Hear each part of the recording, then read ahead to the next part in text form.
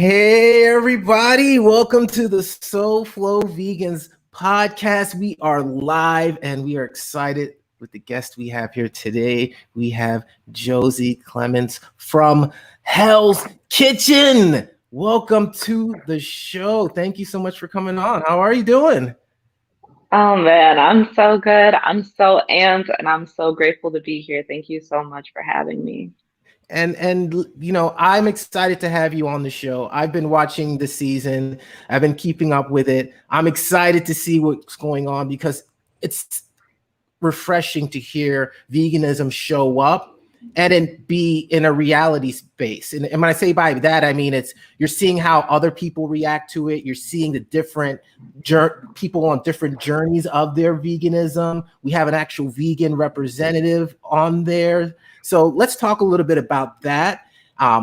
What's been your experience being the first vegan on Hell's Kitchen?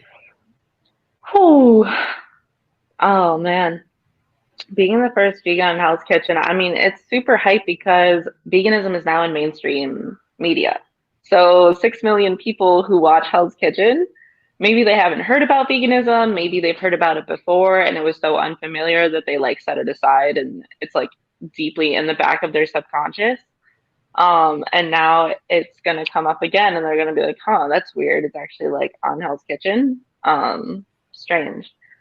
So I'm really excited to be like potentially the ultimate seed planter for someone to like make that transition. You know what I mean? Mm-hmm. To have that influence is really, really exciting. And especially this season, if you haven't been watching it, I believe it's on episode 2 of the season, correct? So, so definitely catch up. And what day does it come on again? What date and time? Comes on Monday at 8 p.m. Eastern time. So you have time to catch up. So you can watch episode 3 on Monday or whenever you're watching this. You can probably watch all the reruns if you're watching this 6 months from now. On the episode, there is a group of you. Some vegetarians, you're obviously the vegan on the group. Tell me like how in the time span of these 2 episodes, like what was that experience like, having, vegetarians on there, but you being a vegan, like what sort of things came up for you with that? Oh, that's a good question. Yeah, it was really intimidating to like come out and be like, yeah, I'm a vegan chef. Because immediately everybody was kind of like, okay, not everybody knew exactly what veganism was. In the dorms, like people would ask me like, what being vegan fully means, asking questions about what I can and can't eat. And then when I told them like, yeah, I'm not tasting anything, they were just kind of like, how's that gonna work? Especially because Gordon Ramsay's like really, really keen on having everything tasted before you bring it up to the pass to him. Like it's got to be on point before you're going to present it to GR and send it out to the dining room. So they were just kind of like, yeah. They just kind of wrote me off immediately. That's how I felt, at least. And it shows in the episodes too. That comes up from some of the other contestants during that time period. Did you know that was being like those conversations were being had? I know you said a little bit in the dorms, things came up, but was anyone blatant with it? Did you experience any of that? Yeah, people honestly were, they were pretty straight up with me. Some people who weren't, their body language was straight up with me. So either way, I think the people were definitely like, oh, I don't think anybody was keeping it to themselves that like, oh, this is going to be a concern, especially because we're just starting out. I'm not on their team. So now I'm their teammate and we're working together as a team to put out a great dinner service. Of course, they're going to be concerned about me. Mm-hmm. And I've got to say, speaking of team, you girls are doing women are doing an amazing job, so far. And, to me, it's like a no-brainer. I've worked with women my whole entire life, and I know how you move. So it's like, okay, yeah, of course you guys are working together and doing amazing. But what's that like to getting the success that your team is having? How does that feel to, first of all, when it happened, but also to be reliving it and seeing the full picture, you know, that foil between you guys, between you and the guys. You know, tell me a little bit about that. Sean, you're such a sweetie pie. It felt really good. You know, it felt like, you know, I didn't always have this, kind of like a sidebar. I didn't always have girlfriends my whole life. I was always like with the guys. I was always like playing football as a kid and like being more like the tomboy. So, and I still am a tomboy to this day. But it was nice to like have that collaborative effort as a team of like young women who Mm, are just passionate. We all share the same passion, which is food and expressing ourselves on a plate. And we're surviving in like an abusive, like hostile kitchen environment, because mm, that's just what the kitchen is. And yeah, it felt really good. It was really inspiring. I remember like just feeling like, wow, like we can really take this to the moon. And I didn't even know like what that meant, but that's how I felt. I just felt like and that camaraderie. and the stakes are super high on this episode. You know, do you want to let people know kind of like what's at stake for the winner of this competition this season? Yeah, yeah, thank you. We're all competing to be the head chef at Gordon Ramsay Steak in Paris, Las Vegas. And that comes with a $250,000 salary. That is life-changing money for someone who's starting their career, especially for us young people. I mean, what that really means is the possibility to, and I mean, you're also being Chef Ramsay's protege, so it's the possibility of financial freedom and also just like absorbing some of the most probably potent knowledge in the culinary world possible. It's it's worth more than the salary. Mm. And this to see that is this is happening, that this platform is happening, like from if you've been following the vegan movement from obviously years and years, there's been a lot of building blocks to get to where we are, but around 2019 it was really at full steam. And to see someone like Chef Gordon Ramsay have allowed this to be part of the show, and for it to have such a prominent place in the storytelling of these, at least these first two episodes, I mean, this is exciting, and so for you, let's go a little bit, I want to go a little bit more into the episode and some of the things that we're seeing and you're seeing probably for the first time because of the different perspectives. One of the things we ask all of our guests is their vegan origin story, because we feel that, and you sharing that, it may give inspiration for someone else that they can do it. So what was your vegan origin story? How did you get to where you are today? Ooh, my vegan origin story. The true origin story, I guess, started in 2015 when I actually like took action and went vegan. But I will say there's been breadcrumbs of like my soul like recognizing that I should be vegan way before that, not even really knowing what veganism was or like why I was thinking or feeling the way that I was. I remember when I still lived in Detroit, with it was just my mom and I before we moved to the suburbs. And I remember eating dinner with her one night and I was like, Mom, how do you make chicken? Like what is chicken?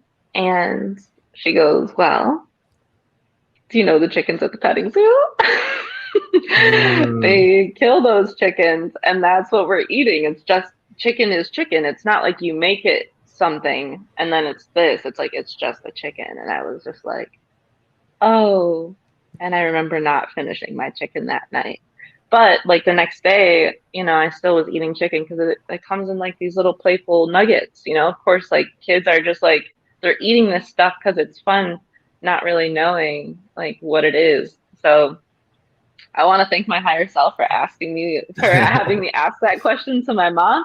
But also, there's another time when I was 16 and I was working as a banquet chef at Palazzo Grande in Michigan, Shelby Township, and I was breaking down mad amounts of chicken and beef. I mean, we were serving like 10,000 people a week. Do you know how many pounds of meat that is? It's so much.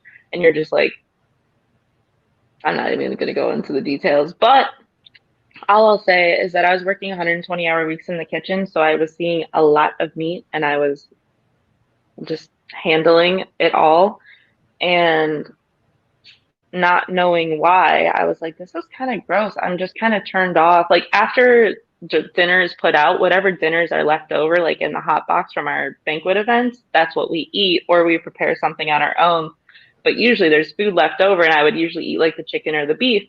But then I was like, no, I'm just gonna make quinoa and vegetables. Like that doesn't even look appealing to me. I don't Mm. even want to eat that. It's been sitting in the hot box. It doesn't even look as good as it did when we first plated it. And so I was eating quinoa and vegetables all the time, like for probably 2 months. And I didn't understand why, truly, like what was happening, which was just my heart was recognizing like this is an animal. This is gross. They share the same parts as we do. Like that's nasty. But I didn't have those thoughts. I just had these feelings. So I'm going to go a little bit before you started your vegan journey. You mentioned 16. When did your journey to be a chef start? That's what I want to know right now. Oh man. I mean, that was written in the stars, man. That was written in the stars. Because in third grade, in my yearbook, they just, after Hell's Kitchen came out, I went to Montessori school from kindergarten through third grade, and they sent me my third grade picture, which was literally like, in Montessori school, they have you next to your school like yearbook picture, they have you draw a picture of yourself doing what you want to do when you grow up. And I wrote, I want to be a chef. And I was like, wow. But I started in the kitchen with my Uncle Alwyn. I mean, he has his own bakery in Berkeley, which is a city outside of Detroit. And it's just Elwyn and Company. And he's famous for his scones. And I would just go into the kitchen with him and help him and just be an extra set of hands. And he would pay me in scones. I'd like walk out the door with like this many scones and just like stacked up to my chin. I'm like carrying these scones to my car. So it was great. Okay, so when you became vegan, and obviously you're a chef, how did that impact, your love for creating new dishes? Did you immediately go to some of the old favorites and try to vegan? Like what happened combining those two things? Oh, yeah, that's a great question. When I first went vegan, I was 19 years old, maybe 20. I think I was 19. And I was actually out of the kitchen. I had gotten fired from my last job and I entered the corporate world because I was like, I just want to make money and own my own restaurant. And I'm tired of working for chefs. Like I'm over it. And so I was already pretty disconnected from food and I was feeling like pretty discouraged about my place as a chef and like in the culinary world. And so I just started making lots of soups. I just didn't know how to be vegan. I didn't research it. I was working 2 jobs. I started making soups. I started boiling vegetables and then like adding pasta to I'd boil pasta and then I'd make a soup and then I just put noodles in a bowl and then, my vegetables and broth. And it was really boring and I lost a lot of weight because I wasn't meeting my caloric goals. But at the same time, I also realized like maybe I don't need to eat as much as I was before because I'm feeling like I have a lot of energy, even though I'm losing weight and I'm not taking in a lot of calories. I was very calorie conscious and like macro conscious because I had been like going to the gym hardcore since I was in high school. So I was like trying to like analyze this stuff and I was like, I don't know, maybe I don't need to eat 3 meals a day. Maybe I don't need to like eat 60 grams of protein. Maybe I don't actually need protein. To this day, I still don't eat protein. Like I eat fruit. People's ears are probably like heads are exploding right now. Like, how are you alive if you're not, getting X amount of protein per day? So, this goes to show you there's a lot of things that or can be dispelled once you start talking to people. I know vegans who are in their hundreds, who don't subscribe to the standard American diet. So that's awesome to hear you say that. Now let's jump a little bit back into the show. Now, if you are watching it, and I'm talking to people watching this right now, if you're watching these episodes right now, you may notice our guest is featured pretty prominently throughout the episodes. And there's one thing in particular that keeps kind of a recurring theme on there. Do you want to touch on that? Maybe we're on the same page on what that is. Like what went through your mind when you saw how everything's played out? I don't know what you're talking about. Yeah. I'll definitely touch on it.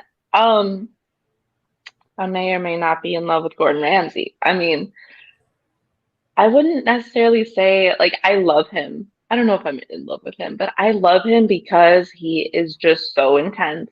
He is so assertive. He's so about integrity, which is something that really means, I mean, that's like a high value of mine. And I think that prior to Hell's Kitchen, I was not comfortable with like really expressing what was in my heart because I didn't want to like hurt people's feelings. I didn't want to trigger people. But he's really taught me that I can still be like a soft, loving person and also push a message and also have integrity and also like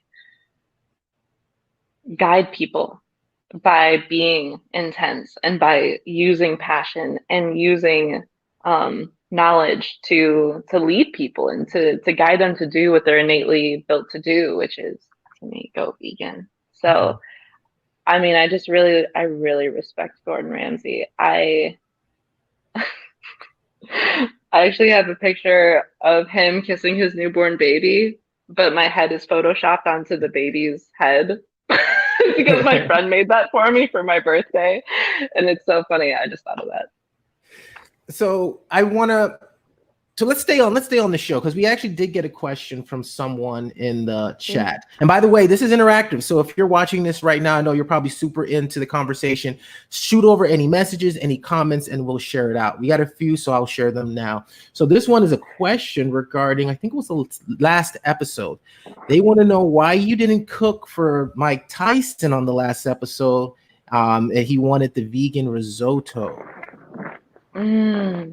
So that is a good question. Mike Tyson was on, so there were two celebrity chefs. There was one for the red team and there was one for the blue team, and the blue team had Mike Tyson.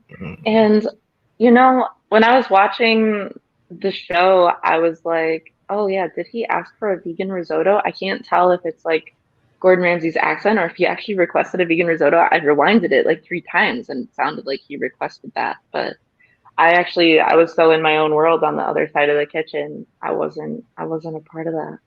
You were over there going to the moon winning. So that's what's up. No shade. So that's awesome. I mean, the fact that it has opened up a lot. I mean, this is huge, for them to have this group on, for it to be prominently featured in the storytelling, to see what's going on, for it to not be a gag take when someone's talking about vegan. It's almost like, oh, they only cook with this ingredient. Okay, it is what it is. Let's move forward and win some competitions. I feel like that's the vibe I'm getting from the majority of it. But what has been the response from your family, your friends, in regards to these episodes? Like how have you been taking it? How have they been taking it? I'm sure they're excited. My family and my friends have been so hyped for me, which is good because I get like really nervous. I'm like, oh my God, another episode. But their support and the support from the vegan community has been incredible. I mean, it's opening doors. What I see from this is other competitions, other shows are going to be really spotlighting, are finding ways to spotlight, because this is obviously it's a lifestyle for a lot of people. It's something that we take seriously, but it's catching a lot of steam, like you mentioned earlier, in the press and media. A lot of celebrities are coming out, either being plant-based or vegan, which, there is a distinction on there. But like right now, it's like, let's win, exposure is exposure. So let's just focus on the intention. And that's what I want to touch on a little bit, the intention. Because you mentioned Chef Gordon Ramsay, how he perceived, how he comes off. But for me, the difference is the intention behind why he's doing what he's doing. and I feel like that's what you pick up on, which a lot of people pick up on, why the show's been around for, as many seasons as it's been. So where are you right now? Like, what, not physically, but in terms of what's next for you, or is that stuff you could talk about, like kind of like what's going on in your world right now? Oh man, I mean, my world has been as kind of anticipated. I guess I didn't anticipate to this degree. It's been completely turned upside down for the best. I just have a lot of like interviews and opportunities to speak about veganism, speak to wonderful people like yourself, Sean, and just like, I don't know, I guess just promote veganism and educate and kind of explain my story to people. And I mean, my main goal right now is to help people transition into veganism as a solution to all their other problems rather than viewing going vegan as another problem to add to their list of problems in their day to day.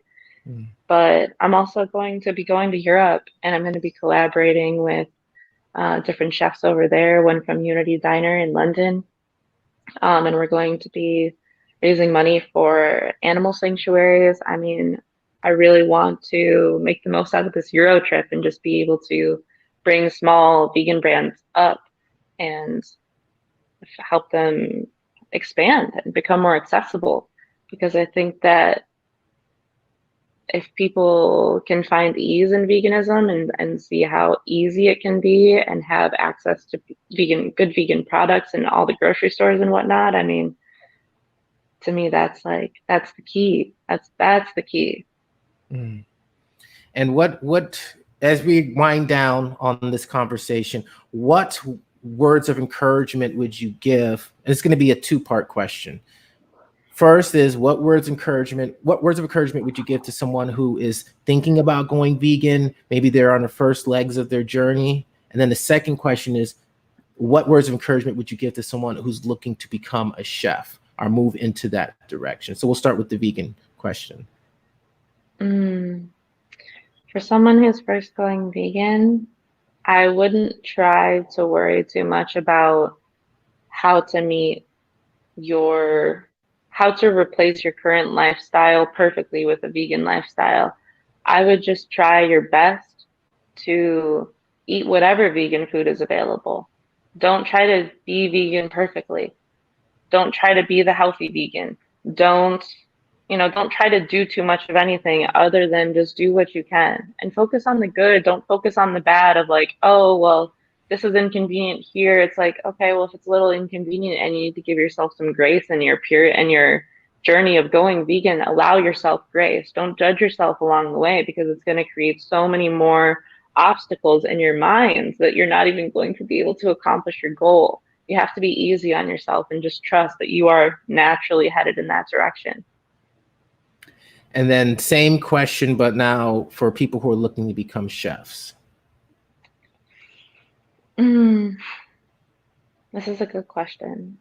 I feel that in order to become a chef, you have to be really humble, and you have to be willing to look like an absolute idiot.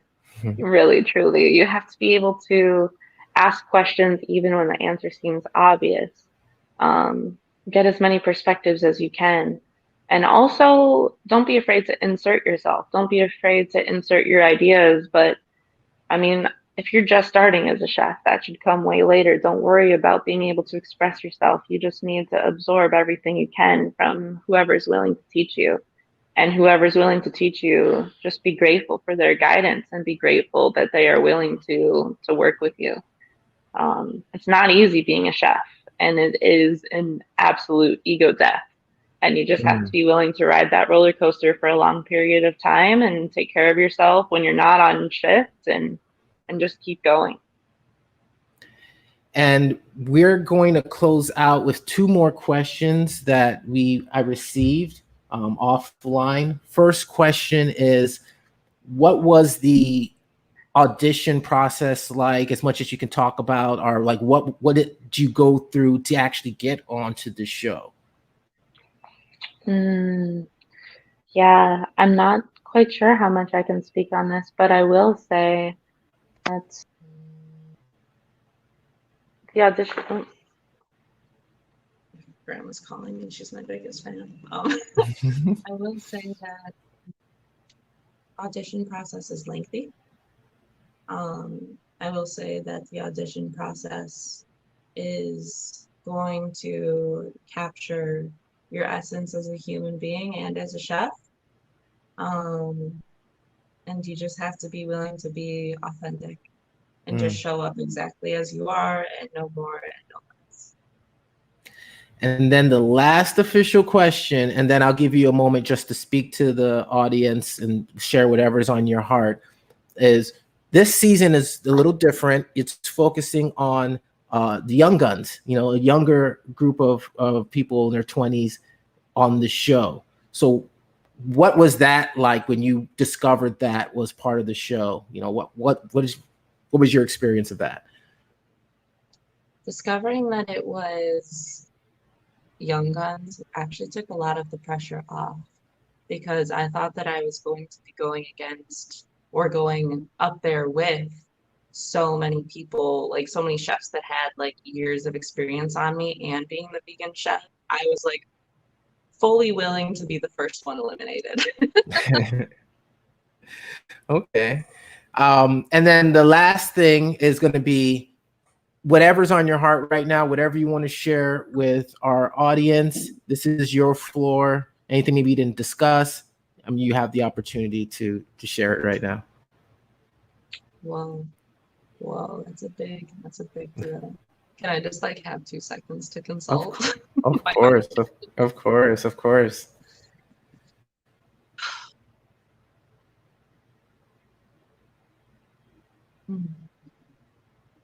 Wow, I'd say that right now is a time more than ever. Right now is a time more than ever to really embody veganism and what it's meant to be. To really reflect on why we feel so compassionate towards animals.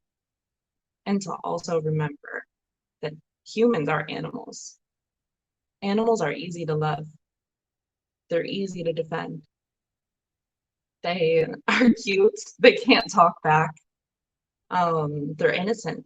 They're loyal. They're beautiful. Humans have perceivably non-beautiful parts to them, including the fact that somebody might not be vegan. We as vegans, we're so tapped into that, that heartstring feeling, that compassion, that we end up judging people. And then we end up confusing people when we're supposed to be pushing compassion. They're not receiving compassion in their hearts, the non-vegans. So as much compassion as you have for the animals, you have to be able to willingly deliver that to every human being that comes into your life, no matter what it is that they're doing, no matter what it is that they look like, no matter what it is that, where they are on their journey. We have to embody veganism for what it truly, truly is, which is just a lifestyle of virtue. Wow. Okay. And that's a period on that. I have nothing to add to that. I am in synchronicity with that message. And I want to thank you so much for being on our podcast, for sharing your experience with our community. I look forward to continue watching the episodes and staying locked into whatever it is you create from here on out. So thank you so much for being on our show. Thank you so much for having me, Sean. Thank you for holding such a beautiful space. I really appreciate you so much. Thank you. Thank you. And the last thing I'm going to do, that was the official end, and everybody that's watching live right now, you get to see some behind the scenes magic. Well, I'm going to have you say the following so that we can put it onto the podcast. It's going to be, I'm going to do a model. So it's going to be, hey, this is Sean Russell from Losaurus Media, and I'm with SoFlo Vegans. You want me to say, hey, this is Josie Clemens and I'm with SoFlo Vegans? Sorry. You could say from Hell's Kitchen and I'm with SoFlo Vegans. Okay. Hey, this is Josie Clemens, and I'm from Hell's Kitchen. I'm the first vegan on Hell's Kitchen, and with Self-Love Vegans.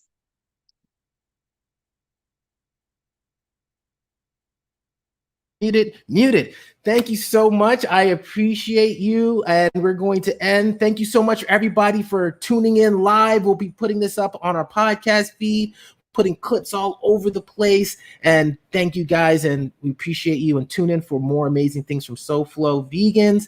And of course, Josie Clemens and Hell's Kitchen. Thank you so much. Thank you.